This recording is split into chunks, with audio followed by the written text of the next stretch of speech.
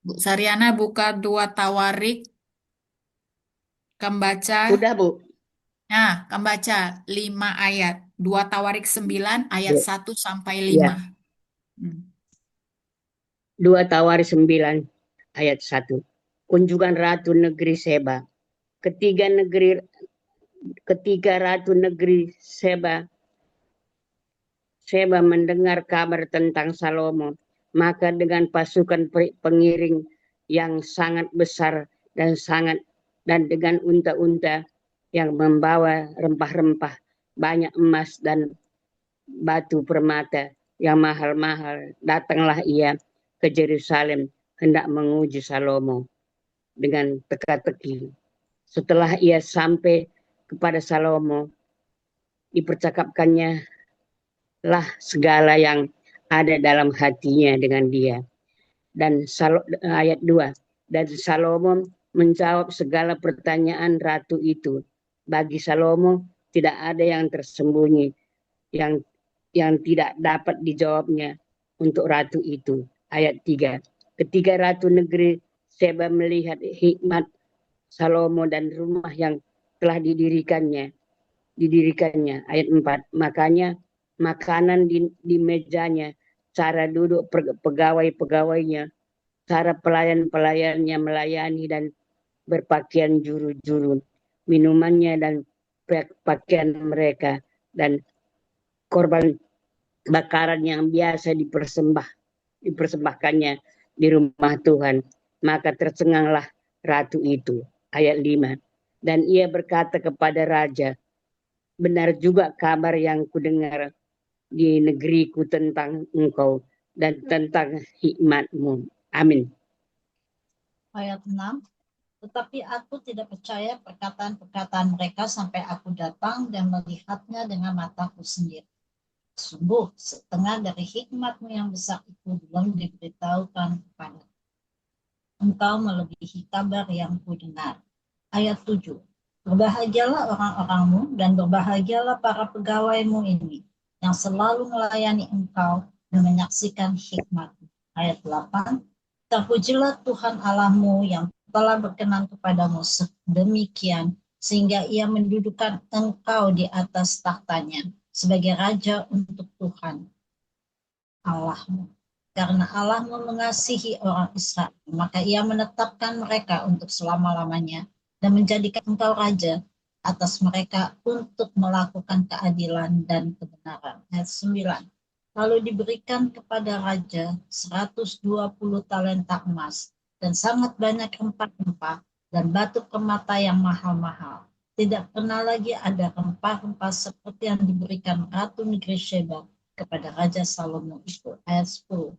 Lagi pula hamba-hamba Huram dan hamba-hamba Salomo yang membawa emas dari Ofir, membawa juga kayu cendana dan batu permata yang mahal-mahal. Amin.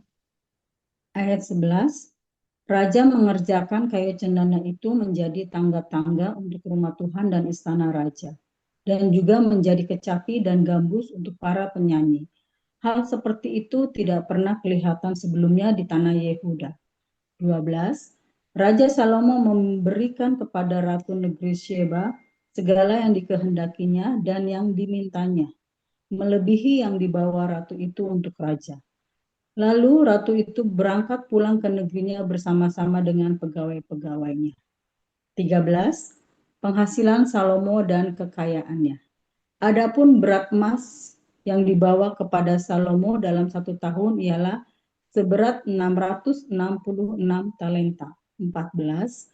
Belum terhitung yang dibawa oleh saudagar-saudagar dan pedagang-pedagang, juga semua raja Arab dan bupati-bupati di negeri itu membawa emas dan perak kepada Salomo. 15.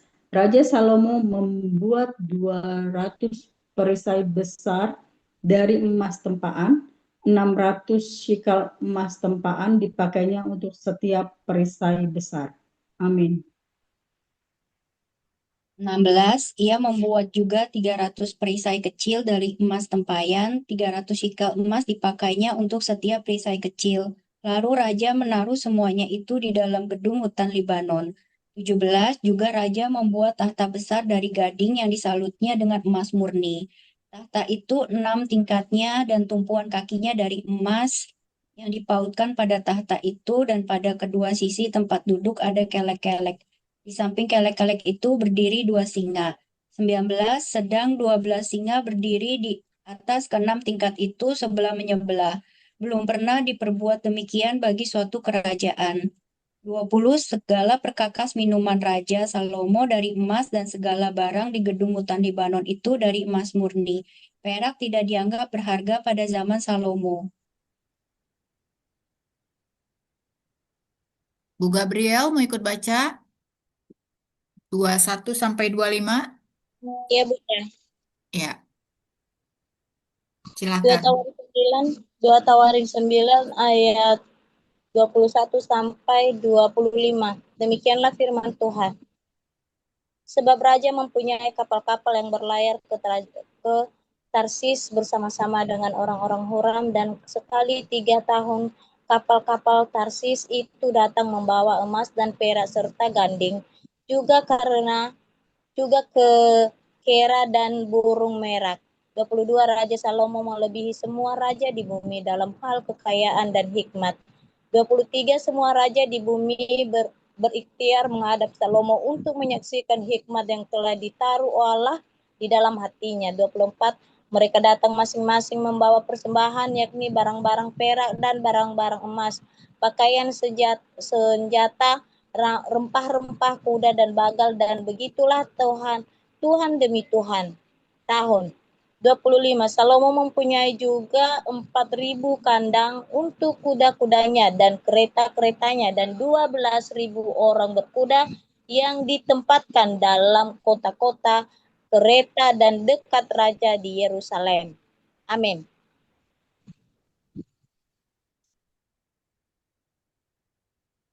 Ibu Marina, Kak Marina. Oke. Tawarik 9 ayat 26. Dan ia memerintah atas semua raja mulai dari sungai Efrat sampai negeri orang Filistin dan sampai ke tapal batas Mesir. 27. Raja membuat banyaknya perak di Yerusalem sama seperti batu, dan banyaknya pohon kayu ara sama seperti pohon ara yang tumbuh di daerah bukit. 28. Kuda untuk Salomo didatangkan dari Misraim dan dari segala negeri. Salomo mati. 29. Selebihnya dari riwayat Salomo dari awal sampai akhir, bukankah semuanya itu tertulis dalam riwayat Nabi Nathan dan dalam nubuat Abia orang Silo itu, dan dalam penglihatan itu tentang Yerobeam bin Nebat. 30. Salomo memerintah di Yerusalem atas seluruh Israel 40 tahun lamanya. 31. Kemudian Salomo mendapat perhentian bersama-sama dengan nenek moyangnya, dan ia dikuburkan di kota Daud ayahnya. Maka Rehabeam anaknya menjadi raja menggantikan dia. Amin. 2 Tawarik 10 ayat 1, pecahnya kerajaan itu.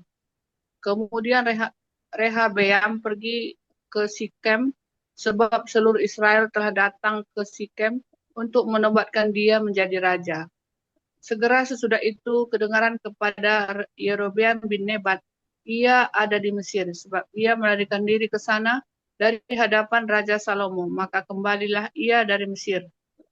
Orang menyuruh memanggil dia, lalu datanglah Yerobeam dengan seluruh orang Israel dan berkata kepada Rehabeam, ayahmu telah memberatkan tanggungan kami, maka sekarang ringankanlah pekerjaan yang sukar yang dibebankan ayahmu dan tanggungan yang berat yang dipikulkannya kepada kami, supaya kami menjadi hambamu. 5. Tetapi ia menjawab mereka, datanglah kembali kepadaku lusa, lalu pergilah rakyat itu. Amin. Ayat 6, sesudah itu Rehabeam meminta nasihat dari para tua-tua yang selama hidup Salomo mendampingi Salomo, ayahnya. Katanya, apakah nasihatmu untuk menjawab rakyat itu? 7. Mereka berkata kepadanya, jika engkau mau berlaku ramah terhadap rakyat itu, mau menyenangkan mereka dan mengatakan kata-kata yang baik kepada mereka, maka mereka menjadi hamba-hambamu sepanjang waktu. 8. Tetapi ia mengabaikan nasihat yang diberikan para tua-tua itu, lalu ia meminta nasihat kepada orang-orang muda yang sebaya dengan dia dan yang mendampinginya. 9. Katanya kepada mereka, apakah nasihatmu supaya kita dapat menjawab rakyat yang mengatakan kepadaku, ringankanlah tanggungan yang dipikulkan kepada kami oleh ayahmu. 10. Lalu orang-orang muda yang sebaya dengan dia itu berkata, beginilah harus kau katakan kepada rakyat yang telah berkata kepadamu, ayahmu telah memberatkan tanggungan kami, tetapi engkau ini berilah keringanan kepada kami. Beginilah harus kau katakan kepada mereka, kelingkingku lebih besar daripada pinggang ayahku. Amin. Ayat 11. Maka sekarang ayahku telah membebankan kepada kamu tanggungan yang berat.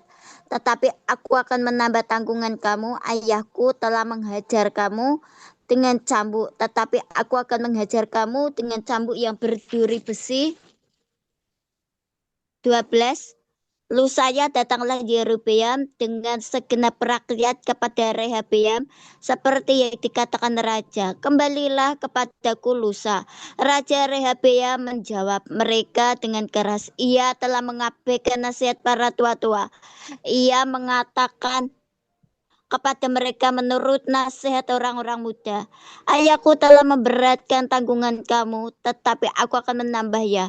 Ayahku telah menghajar kamu dengan cambuk, tetapi aku akan menghajar kamu dengan cambuk yang berduri besi. 15. Jadi raja tidak mendengarkan permintaan rakyat, sebab hal itu merupakan perubahan yang disebabkan Allah, supaya Tuhan menepati firman yang diucapkannya dengan perantaraan Ahia orang Silo kepada Yerobeam bin Nebat. Amin. Yerobeam bin.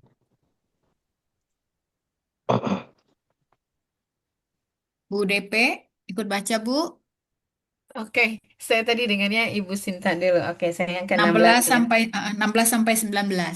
Oke, setelah seluruh Israel melihat bahwa raja tidak mendengarkan permintaan mereka, maka rakyat menjawab raja, bagian apakah kita dapat daripada Daud? Kita tidak memperoleh warisan dari anak Isai itu. Masing-masing ke kemahmu, hai orang Israel. Uruslah sekarang rumahmu sendiri, hai Daud. Maka pergilah seluruh orang Israel ke kemahnya. 17. Sehingga Rehabeam menjadi raja hanya atas orang Israel yang diam di kota-kota Yehuda. 18. Kemudian Raja Rehabeam mengutus Hadoram yang menjadi kepala Rodi, tetapi orang-orang Israel melontari dia dengan batu sehingga mati. Bahkan Raja Rehabeam hampir-hampir tidak dapat menaiki keretanya untuk melarikan diri ke Yerusalem. 19. Demikianlah mulanya orang Israel memberontak terhadap keluarga Daud sampai hari ini. Amin. Bu Nurbaya ikut baca Bu. 2 Tawarik 11 ayat 1 sampai 5. Ya, baik Ibu Juli. Ayat pertama, 2 Tawarik 11 ayat pertama, ketika Rehabeam datang ke Yerusalem, ia mengumpulkan kaum Yehuda dan Benyamin, 180.000 teruna yang sanggup berperang untuk memerangi orang Israel dengan maksud mengembalikan kerajaan itu kepadanya. 2. Tetapi datanglah firman Tuhan kepada Semaya, abdi Allah, demikian. 3. Katakanlah kepada Rehabeam, anak Salomo, Raja Yehuda, dan kepada segenap orang Israel di Yehuda dan di Benyamin, dan kepada Benyamin, demikian. Beginilah firman Tuhan, janganlah kamu maju dan janganlah kamu berperang melawan saudara-saudaramu. Pulanglah masing-masing ke rumahnya, sebab akulah yang menyebabkan hal ini terjadi. Maka mereka mendengarkan firman Tuhan dan pulang dengan tidak pergi menyerang Yerobeam.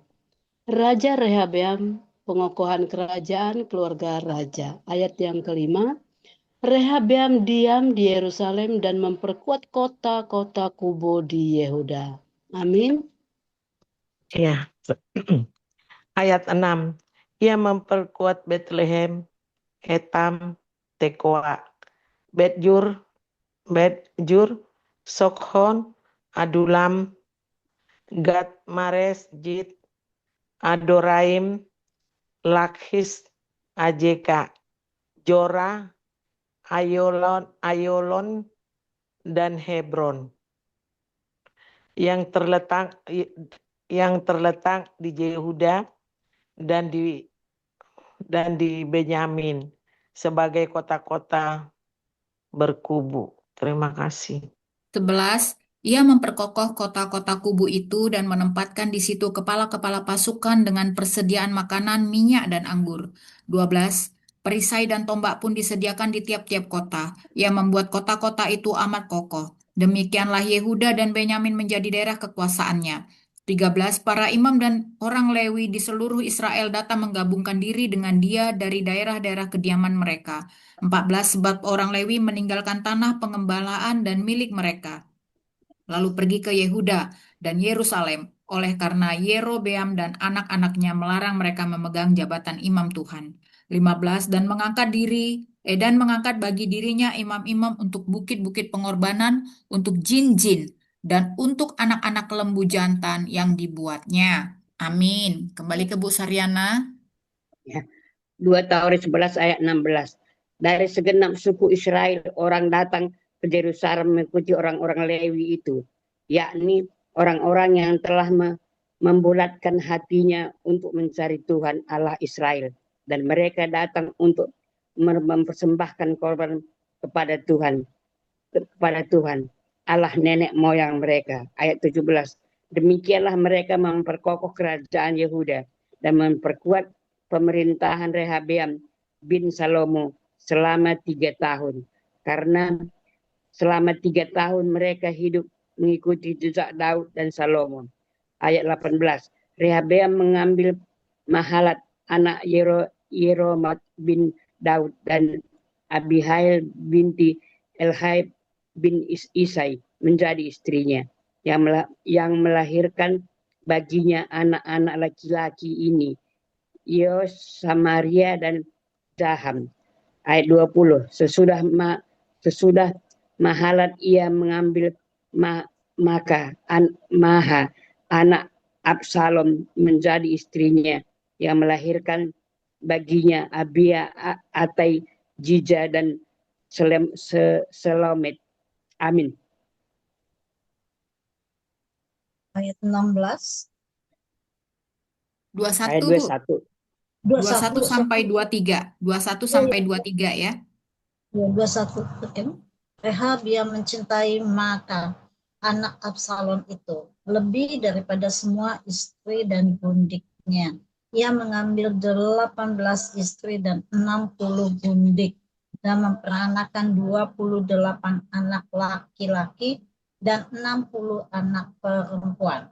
22. Rehabeam mengangkat Abia, anak Maaka, sebagai pemuka, yakni sebagai pemimpin di antara saudara-saudaranya, karena ia bermaksud menjadikan dia raja. Ayat 23.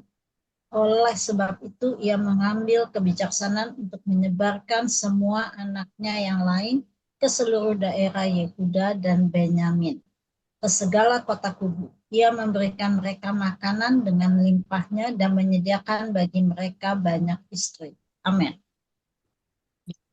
2 Tawari 12, Sisak menyerang Yerusalem. Rehabeam beserta seluruh Israel meninggalkan hukum Tuhan, ketika kerajaannya menjadi kokoh dan kekuasaannya menjadi teguh. 2. Tetapi pada tahun kelima zaman Raja Rehabeam, majulah Sisak, Raja Mesir, menyerang Yerusalem karena mereka berubah setia terhadap Tuhan. 3. Dengan 1.200 kereta dan 60.000 orang berkuda, sedang rakyat yang mengikutinya dari Mesir, yakni orang Libya, orang Suki, dan orang Ethiopia, tidak terhitung banyaknya. 4. Ia merebut kota-kota benteng yang di Yehuda, bahkan mendekati Yerusalem. 5. Nabi Semaya datang kepada Rehabeam dan pemimpin-pemimpin Yehuda yang berkumpul di Yerusalem, berhubung dengan ancaman Sisak, dan berkata kepada mereka, beginilah firman Tuhan, kamu telah meninggalkan aku, oleh sebab itu aku pun meninggalkan kamu juga dalam kuasa Sisak. Amin. 6. Maka pemimpin-pemimpin Israel dan raja merendahkan diri dan berkata, Tuhanlah yang benar. Ketika Tuhan melihat bahwa mereka merendahkan diri, datanglah firman Tuhan kepada Semanya bunyinya, Mereka telah merendahkan diri, oleh sebab itu aku tidak akan memusnahkan mereka. Aku segera akan meluputkan mereka dan kehangatan murkaku tidak akan dicurahkan atas Yerusalem dengan perantaraan Sisak. 8. Tetapi mereka akan menjadi hamba-hambanya supaya mereka tahu membedakan antara mengabdi kepadaku dan mengabdi kepada kerajaan-kerajaan duniawi. 9. Maka majulah Sisak raja Mesir itu menyerang Yerusalem. Ia merampas barang-barang perbendaharaan rumah Tuhan dan barang-barang perbendaharaan rumah raja. Semuanya dirampasnya. Ia merampas juga perisai-perisai emas yang dibuat Salomo. 10. Sebagai gantinya, Raja Rehabeam membuat perisai-perisai tembaga yang dipercayakannya kepada pemimpin-pemimpin bentara yang menjaga pintu istana raja. 2 Tawarik 12 ayat 11, demikianlah firman Tuhan. Setiap kali raja masuk ke rumah Tuhan, bentara-bentara datang membawa masuk perisai-perisai itu, dan mereka pula yang mengembalikannya ke kamar jaga para bentera. Oleh sebab raja merendahkan diri, surutlah murka Tuhan daripadanya, sehingga ia tidak dimusnahkannya sama sekali. Lagi pula masih terdapat hal-hal yang baik di Yehuda.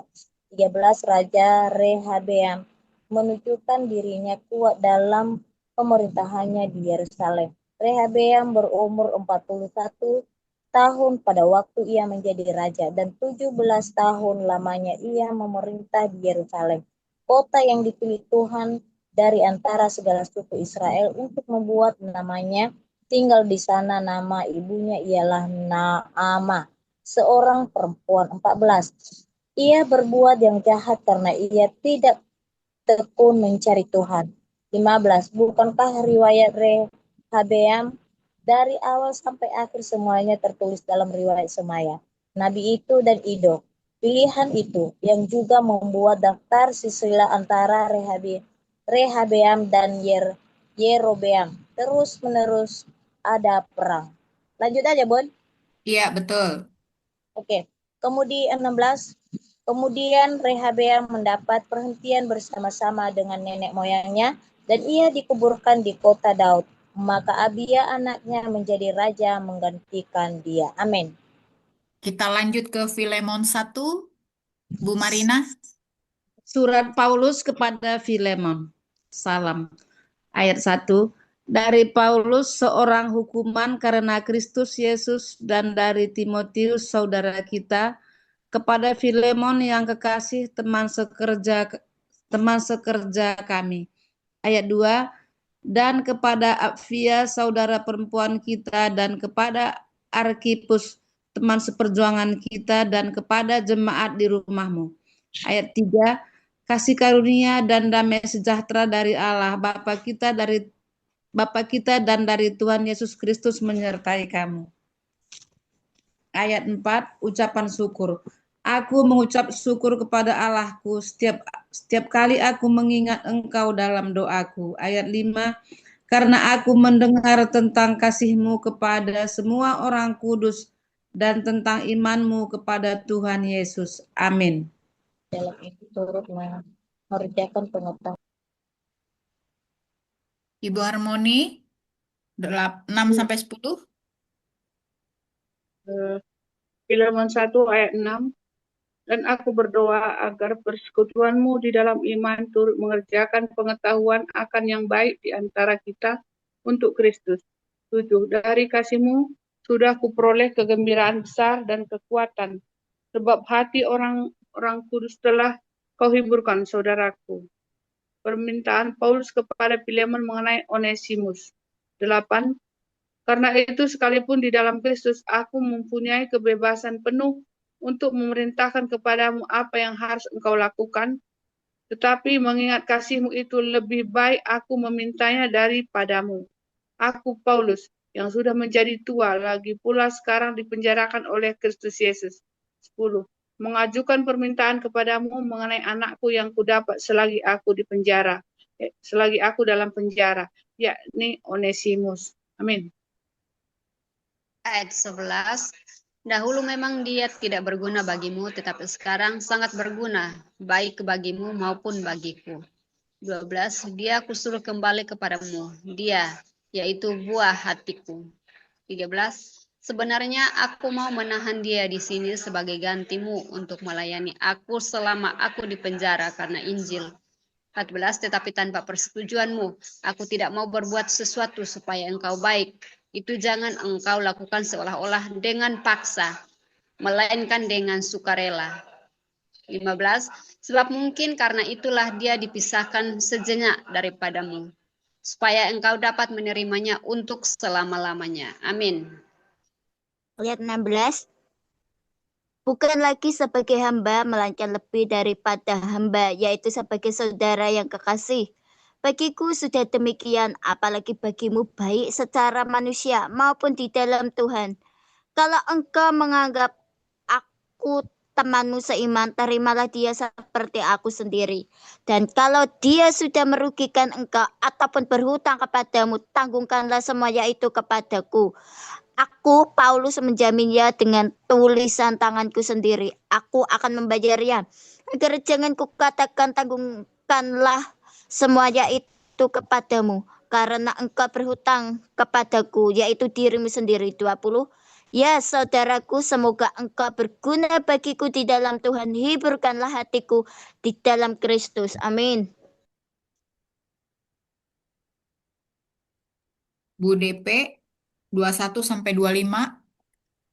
21 sampai 25.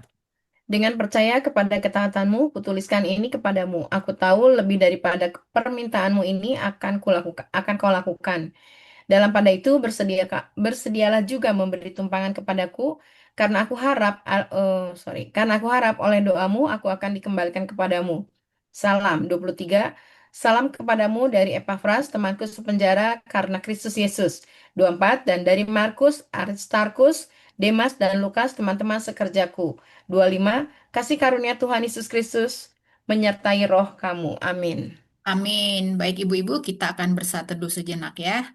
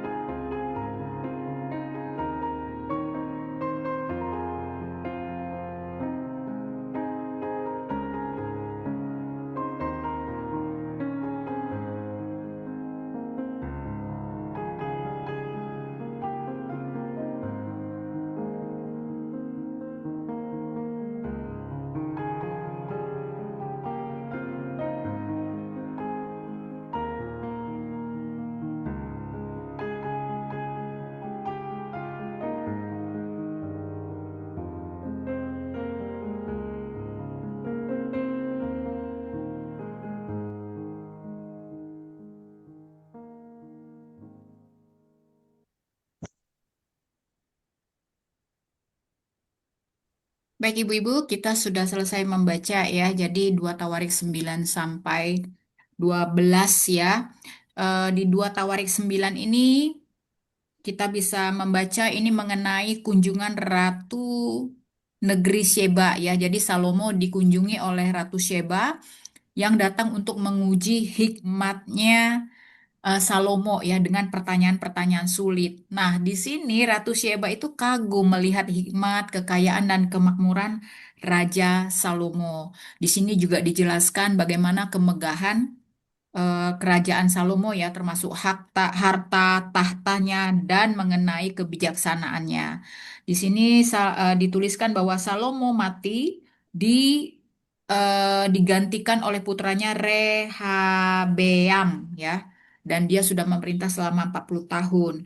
Nah, di 2 Tawarik 10 ini mengenai pecahnya kerajaan yang dipimpin oleh Salomo ya. Ini karena ya itu tadi ya anaknya itu kan masih muda ya. Jadi Rehabeam ini anaknya itu menjadi raja.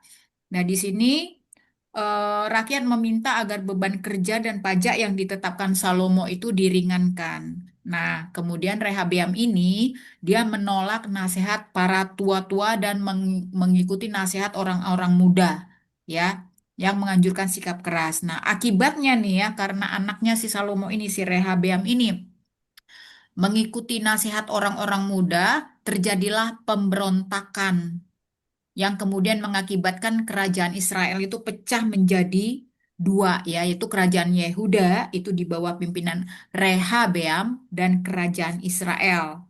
Ya, kerajaan Israel di bawah pimpinan Yerobeam. Ya, lalu di 2 Tawarik 11. Di sini Rehabeam tidak berperang, mau merebut kembali ke Israel, tetapi Allah melarang dia melalui nabi. Ya, di sini Rehabeam memperkuat kota-kota benteng di Yehuda. Ya, di ayat 5 tuh bisa dilihat pasal 11. Rehabeam diam di Yerusalem dan memperkuat kota-kota kubu di Yehuda.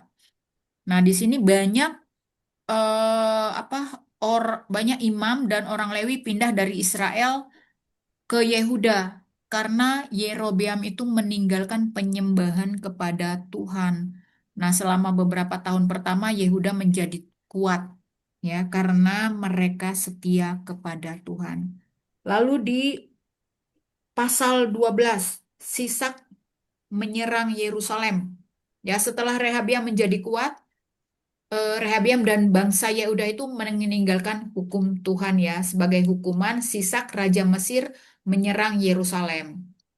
Nah, setelah Rehabeam dan para pemimpin ini merendahkan diri di hadapan Tuhan, Tuhan tidak sepenuhnya memusnahkan mereka ya, tetapi mereka tetap menjadi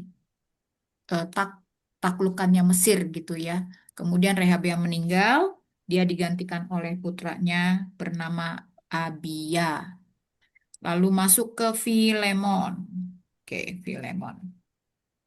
Ya, jadi Filemon 1 ini ya, secara umum ya Ibu-ibu ya, di sini adalah surat Paulus yang meminta Filemon untuk mengampuni dan menerima kembali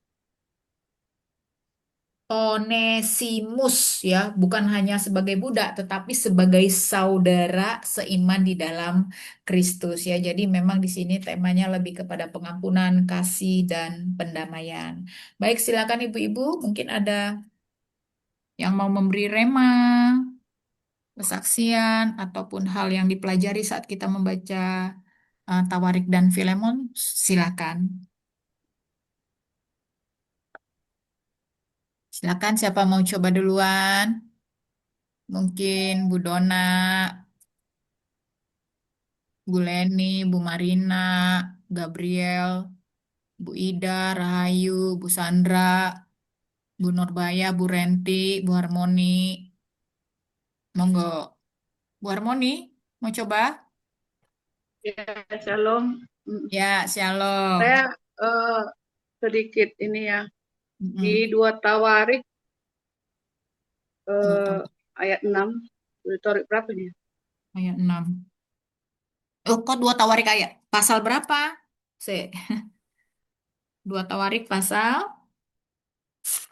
2 Tawarik 12 ayat 2 6 dan Tawarik pasal 7. 12 Eh, ayat 6 dan 7. Oke. nah, tadi kan Yerobeam, Rehabeam itu udah menyembah jin-jin ya di ayat Iya, sebelumnya. iya. Pemimpin-pemimpin Israel dan raja merendahkan diri dan berkata, Tuhanlah yang benar. Dan 7, ketika melihat bahwa mereka tidak akan mengurus mereka dan kehangatan murkaku tidak akan dicurahkan atas Yerusalem dan perantaraan sisa. Saya di sini tersentuh ya, ketika datang pada saat ini juga, ketika kita datang merendahkan diri kepada Tuhan, sama dengan bangsa Israel, sebesar apapun dosa-dosa kita, kita akan diluputkan Tuhan dari kemurkaannya. Kan dicurahkan atas Yerusalem dan perantaran sisa. Saya bawa ke hidup kita sekarang ini, Israel sekarang ini, Tuhan yang setia itu meluputkan kita dari segala murkanya Tuhan.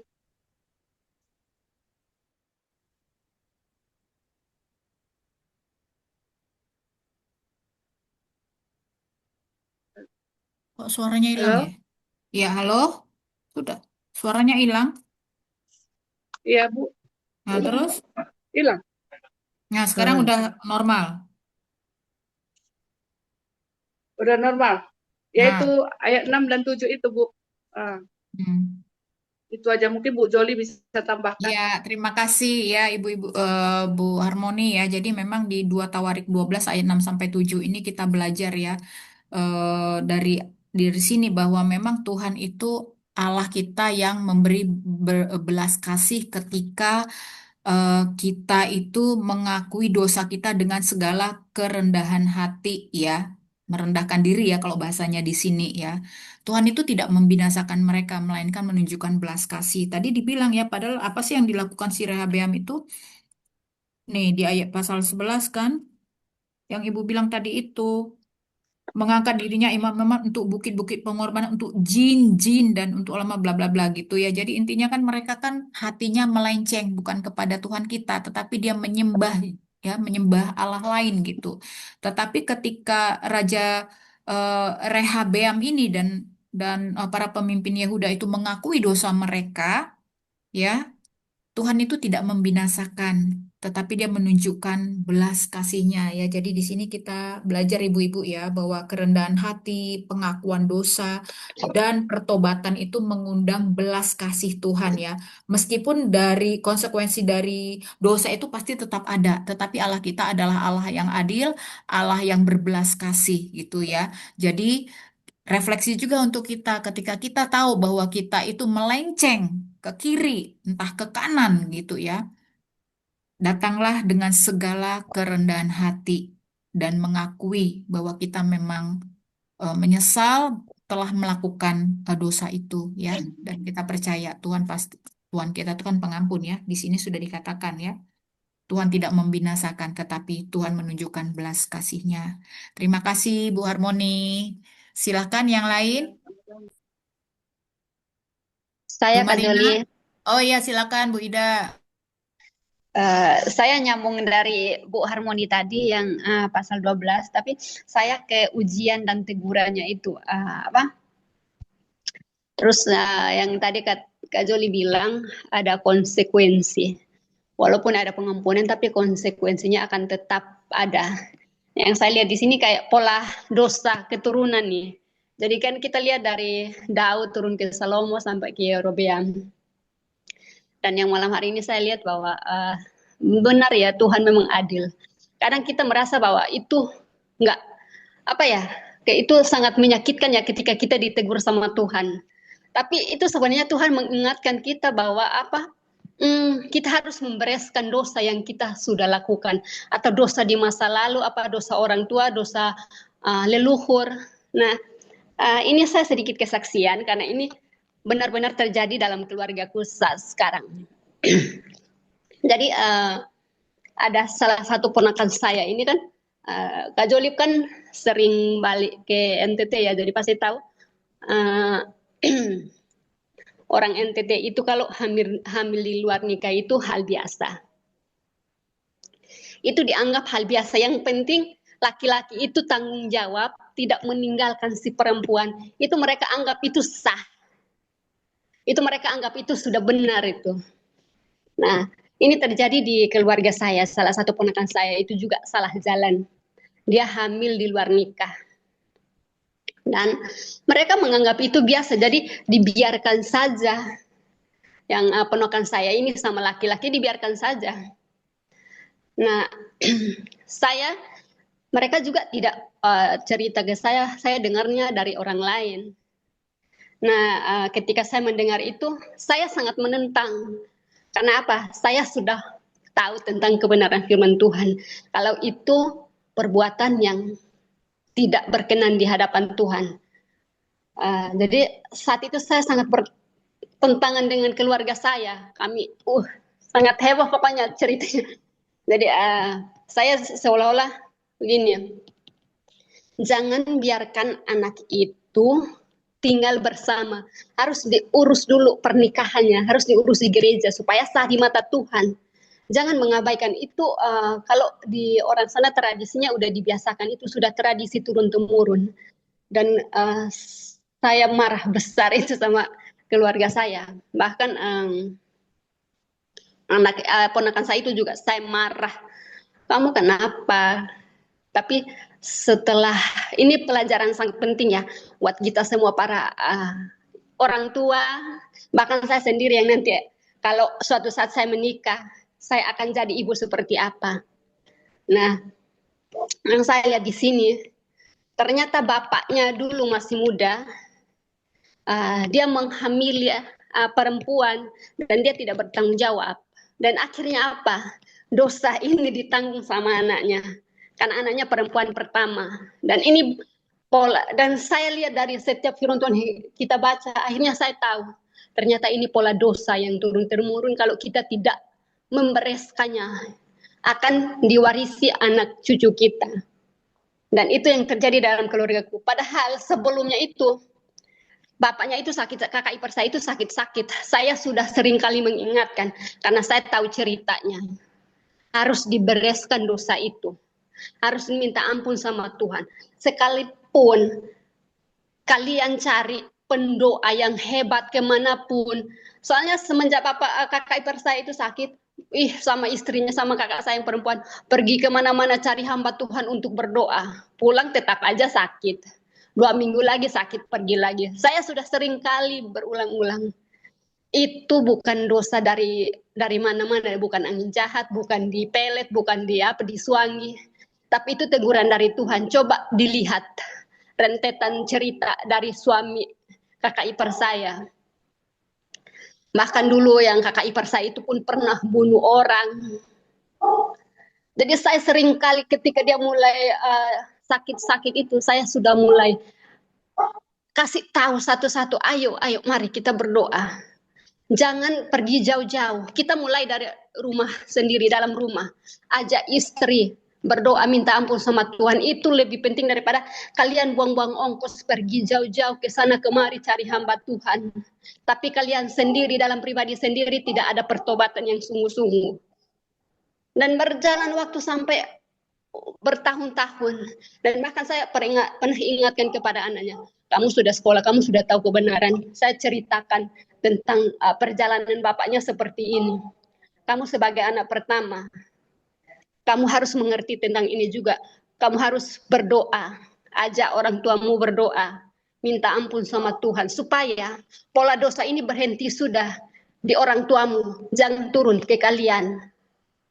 Dan itu bukan satu kali saya omong, berkali-kali setelah saya gabung di perempuan pembaca Alkitab. Makanya tahu apa Yang saya sangat bersyukur tahun ini adalah ketika saya gabung di Perempuan Baca Alkitab, karena melalui kita baca Alkitab, otak saya terbuka. Dan kalau saya masih di sana, di kampung, berarti saya pun ikut kompromi, saya biarkan hal itu terjadi. Dan akhirnya kemarin mereka telepon bahwa, karena saya telepon marah-marah terus, sekalipun kalian menilai saya berlebihan atau gimana pun, tidak menganggap saya akan saya tetap desak mereka harus nikahkan di gereja. Jangan biarkan anak dua itu sampai begitu kumpul kebo. Dan akhirnya kemarin saya dengar berita bulan 9 akan nikah di gereja. Saya bilang jangan undang orang harus ini bikin pesta besar. Khusus keluarga laki-laki, keluarga perempuan. Yang penting Tuhan tahu dulu perjalanan mereka dulu. Entah setelah itu baru mau bikin pesta satu dunia terserah. Tapi sekarang kita harus ini dulu. Kasih tahu Tuhan tentang perjalanan mereka, terus minta ampun. Dan saya langsung marah ke bapaknya, kakak ipar saya. Saya sudah berapa tahun-tahun saya sudah ingatkan ini. Bukan baru kali ini. Saya bilang pola dosa itu tetap harus ada konsekuensi. Bahkan anaknya yang mengalami pun saya pernah ngomong berapa kali. Kita harus hentikan ini. Kita harus hentikan pola dosa ini, cukup di orang tua kamu. Tapi sampai kalian, jangan. Jadi ajak papa mama kamu sudah mengerti. Ajak papa mama kamu berdoa. Supaya Tuhan buka jalan buat kalian. Tapi dosa itu stop sudah di orang tua.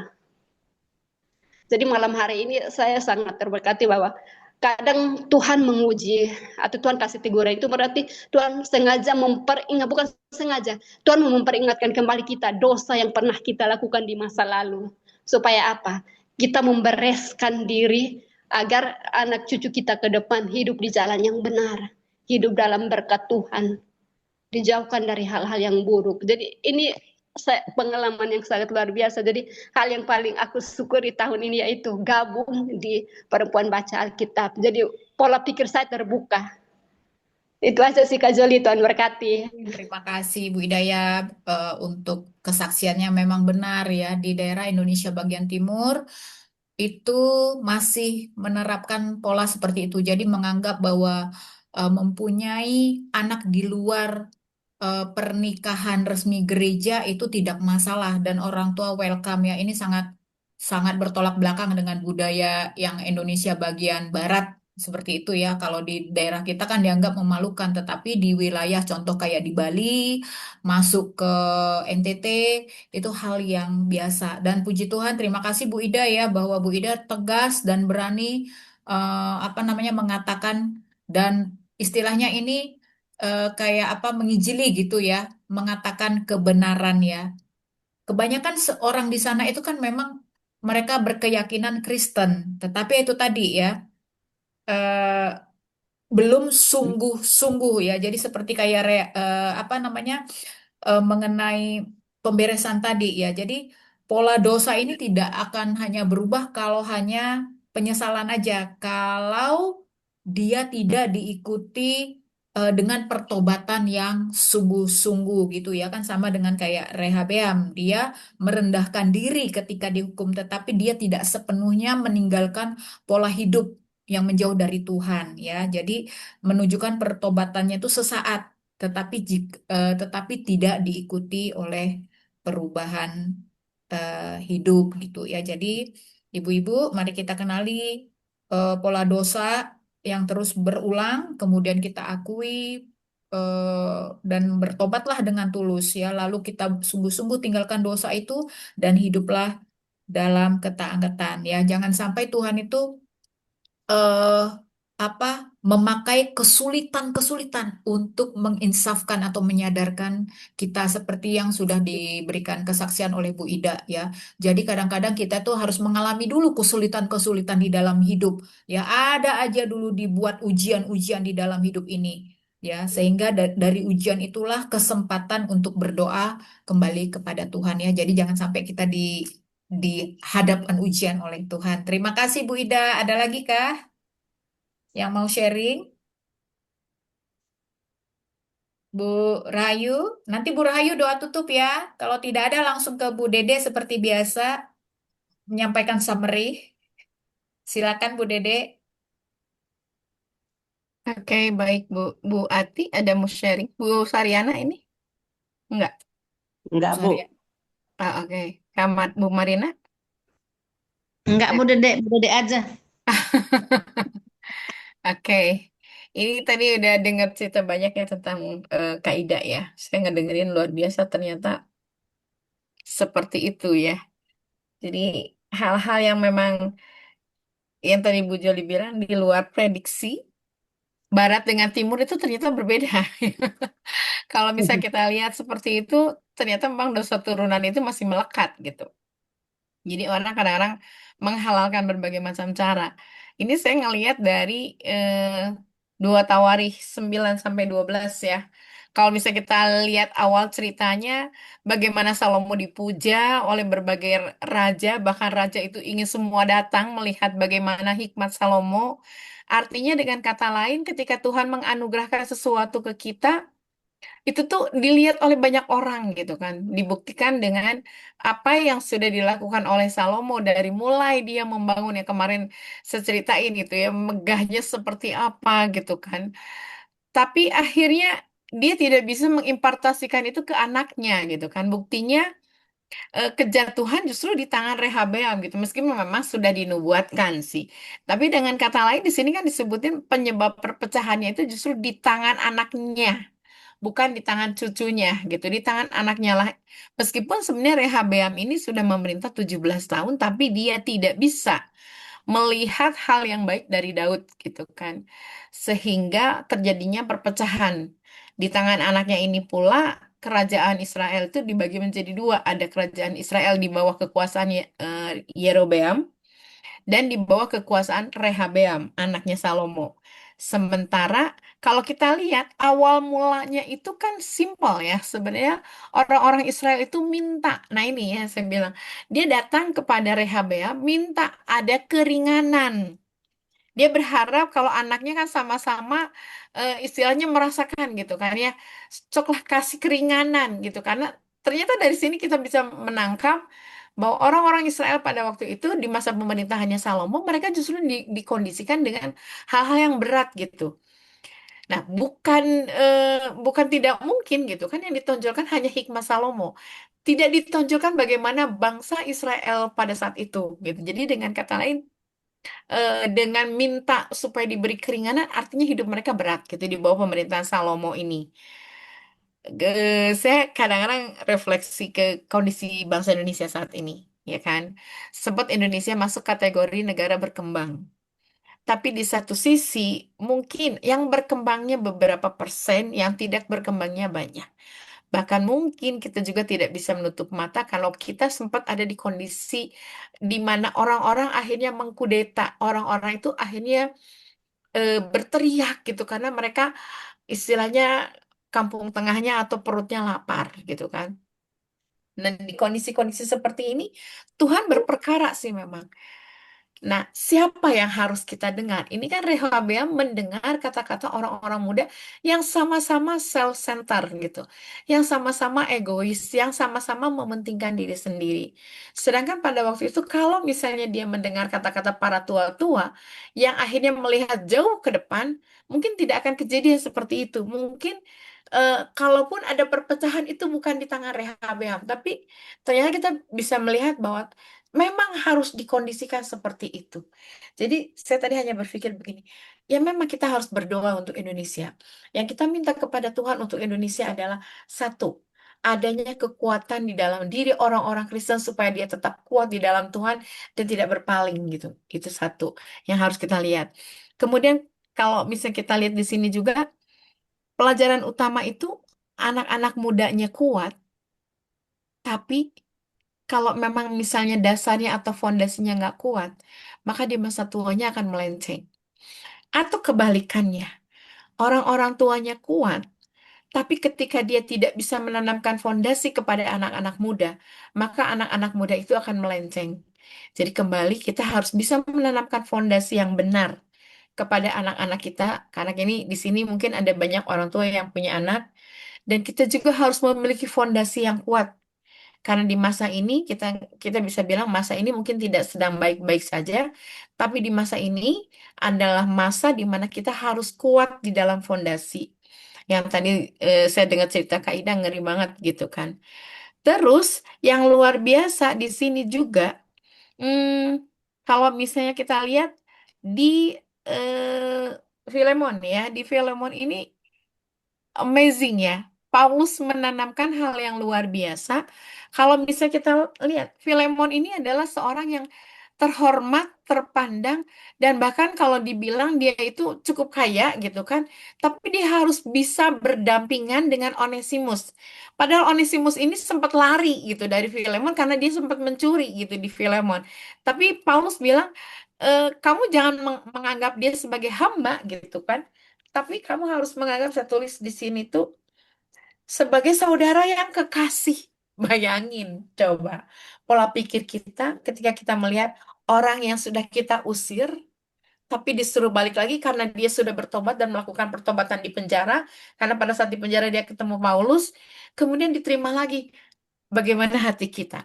Waktu itu Paulus hanya ngomong begini, terima dia bukan sebagai hamba, tapi sebagai saudara yang kekasih. Adakah kita hatinya itu menjadi gamang, tidak percaya, atau kita menerima dia sebagaimana kita sudah diterima oleh Tuhan gitu. Sebagaimana kita sudah di apa namanya? Ditebus oleh Tuhan. Nah, kita juga harus bisa menerima orang yang mungkin dalam tanda kutip dia udah bersalah banget ke kita, tapi kita harus menerima dia sebagai saudara yang kekasih. Ini nggak gampang. Tapi pada waktu itu, Filemon bersedia melakukan karena dia percaya kepada bapak rohaninya yaitu Paulus. Jadi kalau saya ngelihat kejadian di Filemon dengan kejadian dari dua tawarikh ini amat sangat bertolak belakang ya. Terus yang luar biasanya bahkan Tuhan izinkan suku Mesir itu merampasi perisai emas yang dibuat oleh Salomo dan menggantikan perisainya dengan perisai perak. Padahal pada masa Salomo perak itu tidak berharga. Perak itu sama dengan banyaknya perak itu sama dengan banyaknya batu. Bayang ya betapa kayanya kerajaan Salomo pada waktu itu. Jadi ini yang harus menjadi apa sih namanya bagi kita, pemikiran kita masing-masing. Kita ada di posisi mana nih? Apakah kita ada di posisi Filemon yang bisa menerima Onesimus dengan segala kekurangannya? Atau kita ada di posisi Rehabeam yang tinggi hati karena memang Tuhan izinkan dia mendapati apa sih namanya kedudukan yang tinggi pada masanya. Ini kita harus flashback ke diri masing-masing, kita harus apa introspeksi masing-masing, kita ada di posisi mana. Bagi saya ini pukulan keras supaya kita memang di masa ini kita nggak jadi tinggi hati, tapi kita tetap rendah hati. Kita mau dengar arahan yang benar, kembali kepada firman, dan sama seperti halnya Filemon, kita mau mendengar dan mempercayakan hidup kita kepada orang yang memang sudah Tuhan anugerahkan bagi hidup kita. Itu saja sih mungkin dari saya, Bu Joli. Thank you. Terima kasih Bu Dede. Ayo pada mau pilih yang mana? Sanggup nggak jadi Onesimus? Jadi Filemon, Bu, yang menerima Oh ya, Onesimus. Filemon kok Onesimus iya. Filemon iya. Sanggup nggak kita nih ya? Kita benar-benar itu ya Ibu ya belajar ya. Jadi memang ini soal kerendahan hati ya, kembali lagi ya. Soal kerendahan hati ini memang Iya, kalau betul. kerendahan hati ini apa ujung-ujungnya kan masih ke ego dan kesombongan ya. Betul. Terima kasih Bu Dede untuk hari ini luar biasa. Silakan Bu Rahayu tutup di dalam doa.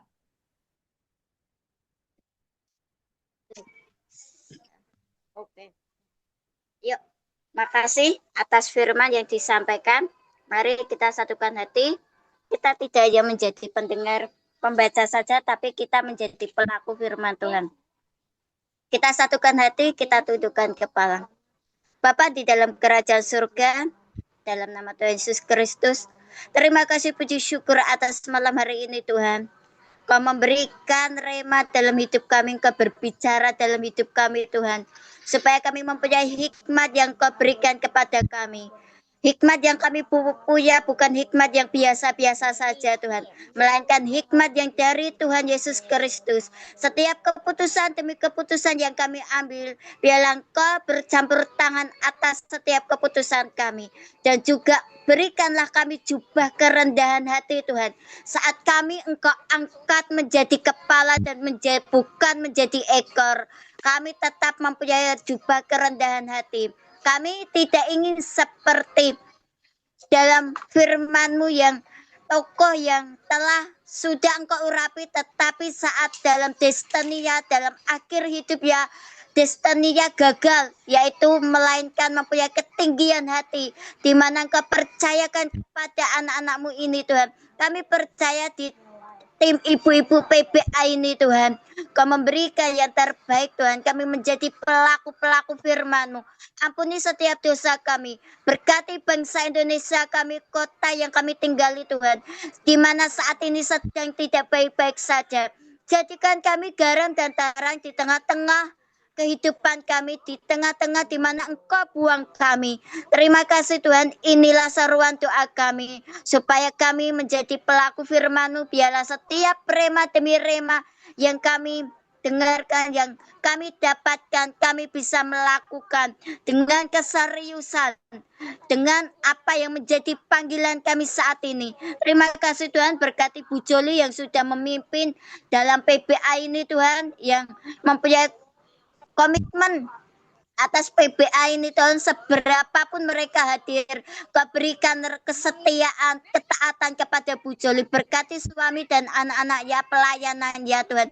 Kami percaya Tuhan, Kau berikan roh hikmat, pengertian dan wahyu, ketekunan Tuhan dalam PBA ini. Terima kasih Tuhan, berkati Bu Ati, Bu Saryana, Bu Dona, Bu Tete, yang selalu Engkau berikan rema demi rema dalam hidup Bu Tete. Tuhan, Kau pakai hidup lebih Tuhan atas kehidupan Bu Tete dan keluarganya, Bu Harmoni Setepu, Bu Ida, Bu Leni MS, Bu Nurbaya, Bu Ranti, Bu Sandra, Bu Sinta, Bu Gabriel, Bu Marina, dan hamba Tuhan.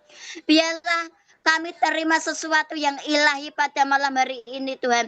Kami juga berdoa untuk saudara kami Bu Mensi yang saat ini sedang berulang tahun, dan Bu Mensi dalam kebahagiaan dalam bertambahnya 1 tahun ini Tuhan. Kau berikan hikmat, Kau pakai hidupnya Tuhan, supaya hidupnya menjadi garam dan terang juga di tengah-tengah lingkungannya, di tengah-tengah keluarganya. Begitu pula kami PBA di tempat ini Tuhan. Berikanlah Tuhan kami hikmat-Mu Tuhan, supaya kami mengerti setiap jalan-jalan-Mu Tuhan. Apa yang Kau ingini dalam hidup kami, kami mau melakukan. Terima kasih Tuhan, kami mau beristirahat pada malam hari ini. Jagai, lindungi, sertai kami Tuhan. Tudung perlindungan-Mu Mazmur 91 terjadi atas hidup kami. Sembunyikan kami di belakang-Mu, sembunyikan kami di bawah kepak sayap-Mu Tuhan. Karena Engkau yang 100%, kami 0. Kami tidak ada apa-apanya tanpa-Mu Tuhan. Kami butuh Engkau, kami perlu Engkau Tuhan. Inilah hidup kami Tuhan. Kami persembahkan menjadi persembahan yang sejati, menjadi persembahan yang hidup, yaitu tubuh jiwa roh kami.